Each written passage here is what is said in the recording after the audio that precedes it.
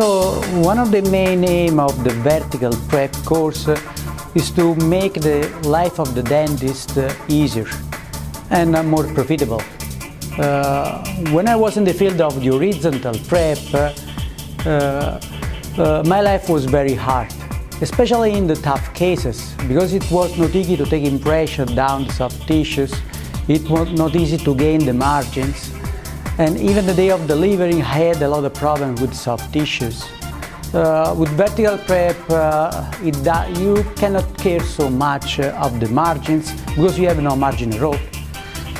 Even in the worst condition that the margin can crack a bit, you can cement the crown. The provisional is so easy because you can short the provisional as much as you like. There is no margin. So you can deliver 10 provisional in half an hour. With horizontal prep, you have to reline the provisional and then sometimes reline again and then check perfectly the margin, otherwise you get inflammation, and the day of the delivering of the definitive crowns you have a lot of problems. The only things when you approach vertical prep, you have to change rationality, because if you are accustomed to work with horizontal prep, you want to use the same rationality with vertical prep, and you got a lot of problems. For example, when you drill horizontally, you drill inside the tooth. When you drill vertically, you drill outside, you drill inside soft tissue. When you drill vertically, you have to be accustomed to see a lot of bleeding. Okay? It's not so conservative towards soft tissue as the horizontal prep. The other things, when you deliver a provisional, you have to change your rationality as well, because when you reason in a horizontal way, your margin is on the tooth.